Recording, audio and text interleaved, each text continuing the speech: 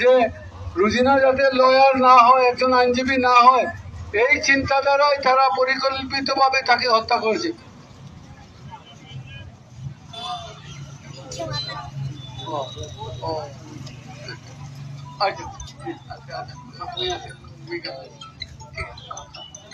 আমরা চাই আসামিদের, মূল আসামি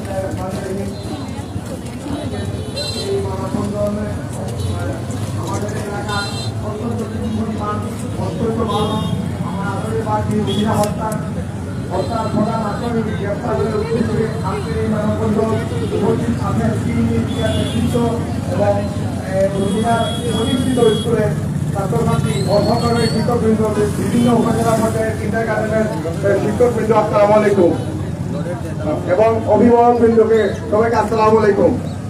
আমি খুবই সাথে জানাচ্ছি যে আজ রুজিনা হত্যার প্রায় 15 দিন যাবৎ হয়ে গেছে, কিন্তু আমাদের প্রধান আসামি এখনো গ্রেপ্তার হয় নাই।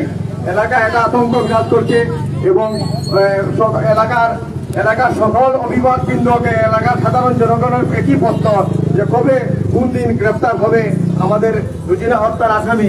আমরা এলাকাবাসীর পক্ষ থেকে আমরা প্রশাসনের দৃষ্টি আকর্ষণ করছি এবং আমরা বলতে চাচ্ছি যে অতি সত্বর এলাকার শান্তি শৃঙ্খলা ফিরে আসতে হলে আমরা প্রধান আসামিকে অতি সত্বর গ্রেপ্তার করার জন্য এবং আজকে এই মানববন্ধনে যারা উপস্থিত হয়েছেন বিভিন্ন এলাকা থেকে অভিভাবক, সমাজসেবক, বিভিন্ন রাজনৈতিক ব্যক্তিত্ব, বিভিন্ন রাজনৈতিক দলের কর্মী সবাইকে আমি এলাকার বাসীর পক্ষ থেকে অনুরোধ জানাবো যাতে যে কোনো এলাকায় এইরকম যদি রাহাজানি শুনি হয়, আমরা সকল মানুষ একত্রতাবদ্ধ হয়ে আমরা যাতে অন্যায়ের বিরুদ্ধে বলিষ্ঠ ভূমিকা রাখতে পারি সমাজে, যাতে অন্যায়কারীরা অন্যায় করার কোনোদিন পার পায় না সমাজে। এই দৃঢ় প্রতিজ্ঞা নিয়ে আমরা এই মানববন্ধন থেকে আমরা একাত্মবদ্ধ করতাম যাতে ভবিষ্যতে আর কোনো ব্যক্তি মানুষ সাহস পেত না যাতে ওইরকম ইচ্ছাকৃতভাবে পরিকল্পিতভাবে কোনো নিরীহ মানুষকে হত্যা করার জন্য।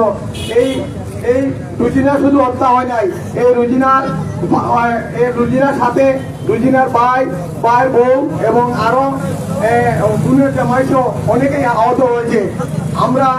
আমি আমাদের বড় সিনিয়র সাংবাদিক রঞ্জুমের সাথে একমত, যদি একটা হত্যার বিচার দৃঢ়ভাবে হয় তাহলে ভবিষ্যতে কমলগঞ্জ তথা মৌলভীবাজার আনাচে অনেক হত্যার আমরা কমে আসবে যদি প্রশাসন দৃঢ়প্রতিজ্ঞ হয়। আমি আবারও মিডিয়ার ভাইদেরকে অনুরোধ জানাবো যে আপনারা লেখনী এবং ভূমিকার কারণে হয়তো প্রশাসন অতি সত্বর আমাদের যে দাবি, আজকের দাবি, এই দাবি থেকে আপনারা মাধ্যমে আমি বলতে চাচ্ছি যাতে অতি সত্বর আমাদের প্রধান আসামিকে গ্রেপ্তার করা হোক। পরিশেষে সবাইকে ধন্যবাদ জানিয়ে আমি আমার বক্তব্য শেষ করলাম। আল্লাহ হাফেজ, আসসালামু আলাইকুম।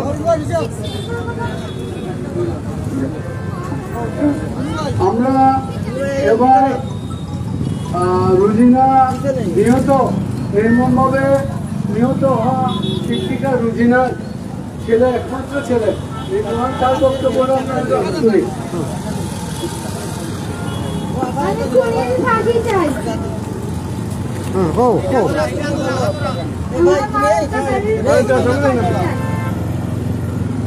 আসলে সে খুবই সুকার্ত, সে এর চেয়ে বেশি কথা বলতে পারছে না। তারপরে আবার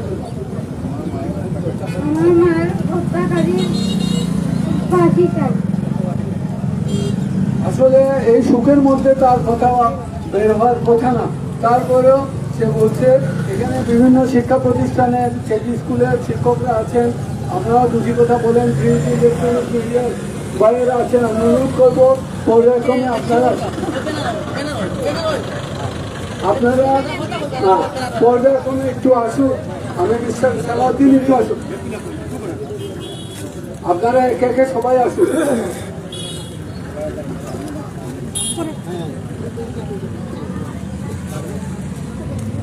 আসসালামু আলাইকুম।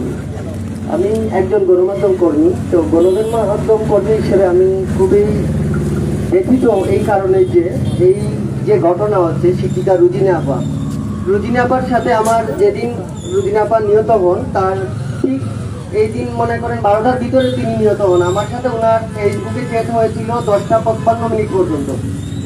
তো তিনি আমাকে তখনও পর্যন্ত আমাকে বলেছিলেন যে এই সালাউদ্দিন শুভ ভাই, আপনি আমাকে একটু হেল্প করতে পারবেন, আমার তো জায়গা সংক্রান্ত একটা বিষয়, ওই বিষয়টা নিয়ে মানে আমরা আইনিভাবে লড়তে চাই, আপনারা যদি আমাদের পাশে থাকেন। তো আমি ওনাকে পরিপূর্ণভাবে আশ্বস্ত করেছিলাম যে আপা, আমরা গণমাধ্যম কর্মী আপনাদের পাশে আছি, কোনো সমস্যা নেই, এই কথাটা আমি বলেছিলাম। উনি কিন্তু 12টার দিকে নিয়ে তখন আর আমার সাথে 10টা 55 পর্যন্ত চেট হয়, ওনার সাথে রাত্রে পর্যন্ত আমি কথা বলেছি এই বিষয় নিয়ে।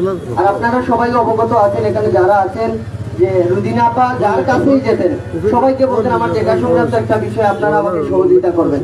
এই জায়গা জায়গা বলতে বলতে উনি প্রত্যেকটা দপ্তরে প্রত্যেকটা জায়গায় গিয়ে কিন্তু কোনো সুরাহা পান নাই।